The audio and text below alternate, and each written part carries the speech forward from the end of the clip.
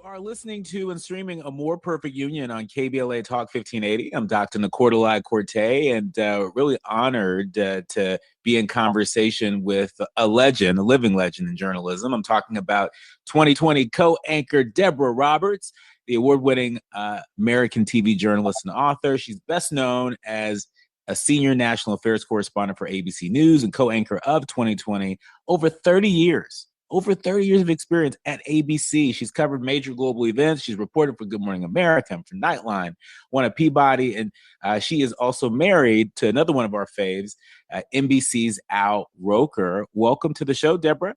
Good to be here. And let me just qualify, first of all, I was really, really, really young when I started. So when you say 30 years, just know I was a child reporter. Okay, let's get that out of the way. Well, you've done well. You've done very well. I certainly have enjoyed learning from your reports over the years. And you never know where a story may go. Present story in our conversation included, folks may not know this, but there's a case that's drawn some national attention. It even inspired the Academy Award nominated Netflix documentary, The Perfect Neighbor. And we're going to be talking about how tensions with neighbors can escalate quickly. There's an episode of 2020 that we shouldn't miss. It airs this Friday, April 3rd on ABC, 9/8 Central, and streaming on Hulu. Deborah, talk to us about what attracted you to the story in the first place. Well, first of all, you captured it perfectly there because it is a story that has captivated so many people. And of course, it did us. I remember when when we heard about this case down in Ocala, Florida, about 3 years ago, of Ajika Owens, a 35-year-old mom who had gone to her neighbor's doorstep to have a conversation, probably what was going to be a heated conversation about a dispute that had been brewing in the neighborhood. And she was met with gunfire. She was shot and killed. And many of us can remember hearing this story. The bullet came through the door, a closed, locked door, and this woman was killed. What happened there? So we've all heard about it. And then over time, I guess maybe we lost the thread of it. And then we began to hear more. And then this documentary was released, but we had been looking into the story anyway. On 2020, we're going to take you beyond the body cam footage, which a lot of people are familiar with if you've seen this documentary, and you get a sense that this was a neighborhood dispute that had gone on for quite a while. Ajika Owens lived in this small community in Ocala, Florida, or a small neighborhood, really, of families who were just, strivers, people who were just trying to make it. She's a single mom of 4 children. There were other single-headed households there, but a lot of children who just enjoyed each other, roaming around the neighborhood, running from yard to yard and having fun. But one of those neighbors, Susan Lawrence, just didn't like all this commotion and the kids and so forth. And she began to stand out in this neighborhood as someone that the kids called a Karen. She called police incessantly on the children, on Ajika Owens. She couldn't understand why she wouldn't rein in her children. Why are they running around? Why are they in my yard? So this was something that had been building, and we dug a little deeper into the story, as I said, to go beyond the body cam footage. You're going to get a chance to hear from neighbors about how these tensions escalated. You're going to hear from police who often would appear on the scene to try to sort out this dispute. You'll hear from the family of Ajika about the heartbreak they're dealing with now and how they reacted to this scenario. And you're actually going to hear from Susan Lawrence herself in our episode tonight. So how could neighbors wind up in this situation? And what can we take from this? And I think those are all the things that you're going to be thinking about when you leave this episode, which we call The Neighbor from Hell. Deborah, talk to us about the role that race may have played in this interaction. I vaguely remember this story from back in June 2023, if I remember correctly. And obviously we were a lot closer to the George Floyd racial reckoning in June 2023 than we are now. Talk about the role that race played, not just in the exchange of fire with Susan, but the role that race has played in terms of how this community maybe struggled to heal from this. Well, I think you raise a very good point. And while we don't get very deeply into the racial part of this, but it's hard to ignore. You've got a Black woman, a Black mom who comes over to confront this white woman, a neighbor, and also a community that's quite diverse. I mean, a very brown community that this woman was living in. So there is that question of the racial tensions and the children, Ajika's children, complaining to her that this neighbor would shout racial slurs at them.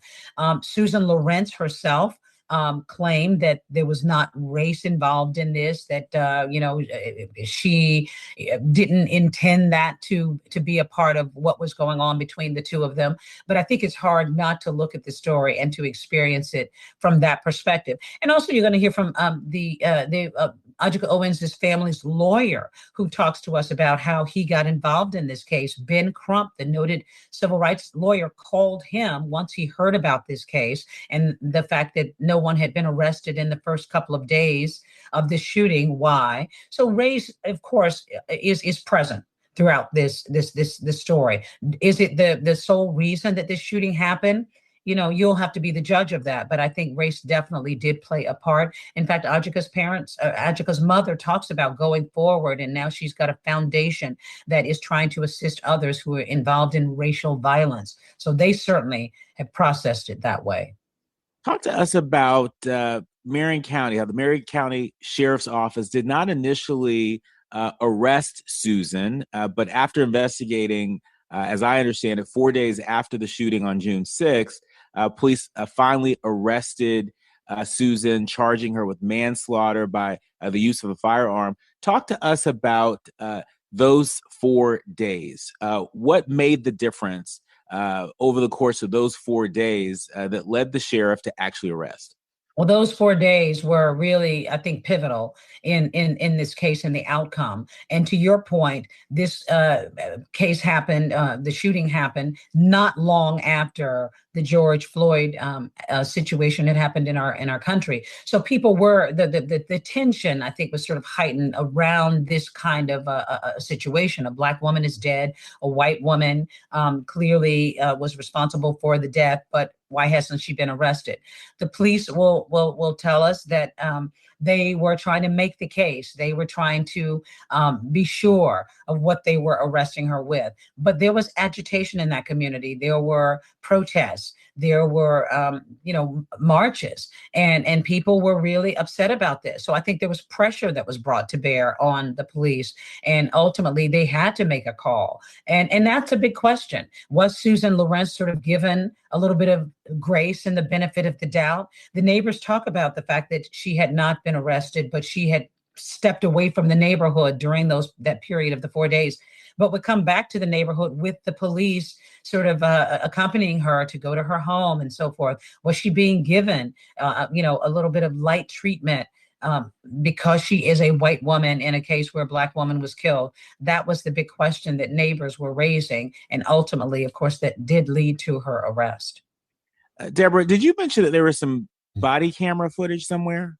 Oh, there's the body camera footage is key, and there was a documentary, as you talked about, that was built all around the body cam footage, and that kind of tells the story of the escalation of this situation. Police are wearing their body cams whenever they respond to this particular dispute. Susan Lorenz called the police multiple times over the course of a year or more. And the police were always rolling on this. And you can sort of see through this camera footage what her story is like, what her complaints are, how Ajika is responding. So the body cam footage helps to tell a large part of this story. But of course, on 2020, we go beyond that, and you get to actually hear from some of the people themselves who were involved in this situation. Yeah, I mean, as I think about the body camera footage and again, the role that footage has played in really being able to not just help achieve a modicum of justice here, but also to tell a more complete story. Do you delve into just sort of the politics around body cam footage? I mean, this is an issue that we see come up again and again and again and again with law enforcement. We've heard a lot of questions around the request for body cam footage by ICE officers. Of course, as you know, it's never about just turning on the body cameras. It's about how that footage gets shared, how soon it gets shared, who it gets shared with, who has the power to redact. Did any of that come up in your story? Well, in this particular case, there was ample body cam footage, and there was enough there that that was not called into question. So that doesn't become a part of our story because there is enough there that it really does paint the picture. There were no redactions or missing elements here that might have told a different story. If anything, there was more than enough to sort of paint the picture of what happened in this community. So this law enforcement department was quite open at a certain point in sharing the body cam footage. And there was enough there to create a documentary, and certainly enough there for us to be able to use to assist in telling the story. Again, that's not just any old documentary. It's an Academy Award nominated Netflix documentary. It's called The Perfect Neighbor. Folks can still stream that. But I want to remind folks that on Friday, April 3rd at 9, 8 Central on ABC and streaming on Hulu, you can check out this episode of 2020. Deborah, I now want to shift to you as the journalist, who covered this story. Talk to us about how you prepare. How do you prepare to really dig into a story like this? So many moving pieces, so many voices. Obviously, there's a big difference between people who are journalists and content creators. Help our leaders, learners, and listeners understand, how does Deborah Roberts prepare for a story like this? Well, I would like to say that I do it on my own, but I certainly do not. I have a talented team of producers and bookers and senior producers who work with me on these stories. So, obviously on 2020, you see a lot of coverage that we do. I juggle multiple stories at one time. So it makes a big difference for me to have a team of people there who are helping me prepare with the research and setting up these interviews. I obviously come into the story and I'm prepared to go forward, but there's a lot of reading, there's a lot of sifting, there's a lot of connecting once I hit the ground to talk to folks who are involved. So there's a lot more that goes on behind the scenes. And occasionally I might share that on social media so people get a sense of what we do and how we go to cover these stories. But so much of it is about just being steeped in, the research and the knowledge, but also having curiosity. When I hit the scene, I want to know. I want to know from the folks there. I wanted to go visit this neighborhood in Ocala. I wanted to see where Ajika was standing and the home that this all took place in. So it's all about being prepared, reading, learning, getting up to speed on it, but also getting there and digging into it, doing those interviews, talking to those folks, asking the questions. That's really what so much of what we do is all about. Deborah, for so many people out there, they don't understand the difference, the distinction between journalists and content creators. There are a lot of people out there that are telling stories, and I think there's plenty of room to tell these stories. But for folks that may not have the 30 years of experience that you've had, as a journalist, from where you sit, what are some of the distinctions that you see between, the work of journalists and the work of content creators more broadly? Well, I mean, I think it's pretty clear if you were to look. I mean, when you think about content creators, that can be anything. That can be anything from DIY, how to put your makeup on, and how to cook something, or medicinal remedies for things. I mean, there's content out there, and many of us are entertained by that and find that very interesting. But it's a very different thing, I think, when you're delving into an important legal criminal story. And what we do is entirely different from that. I mean, we are folks who, I've studied and I've worked in this profession for a very long time. And I work alongside colleagues who have spent a very long time being steeped in telling stories. We all are trying to tell stories, even with our content. And we have respect for people who are out there and who are podcasting and doing all kinds of other work that is, kind of in a companion to what we do. But there's a big difference between telling stories and bringing in minds, legal minds and medical minds in the case of the stories that we tell, in addition to the experience that we bring to the table. So I think it's very important to think about where what you're deriving from these particular platforms.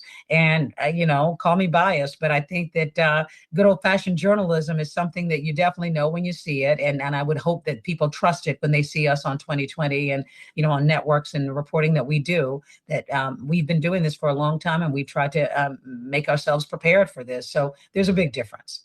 And speaking of that big difference, you are a Black journalist, and you are in community with the Black community where you live and everywhere.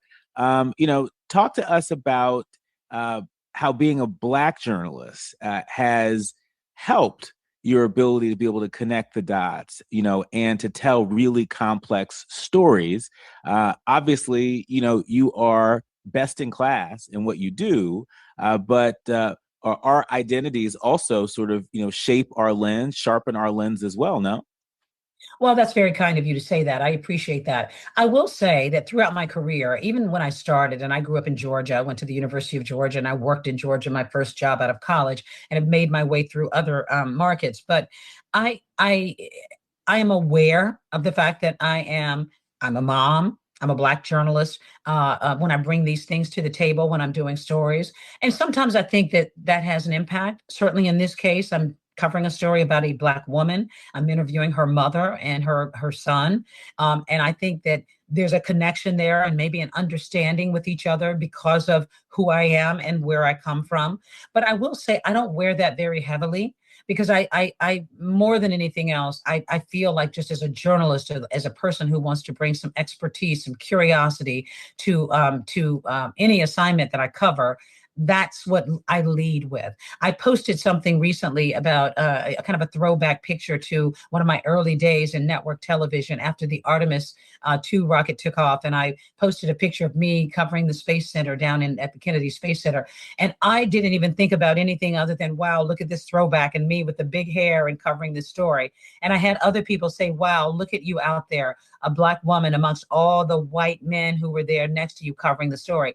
I wasn't even thinking about it from that perspective. I thought, wow, look at me as a journalist earning my chops. So I don't lead with that, but I will tell you that I am aware that occasionally it does make a difference when I'm sitting down with someone and I can relate to them and they can relate to me. So it's something that that I'm aware of, but I certainly don't make much of it on a daily basis in what I'm doing. I think of myself as a journalist first.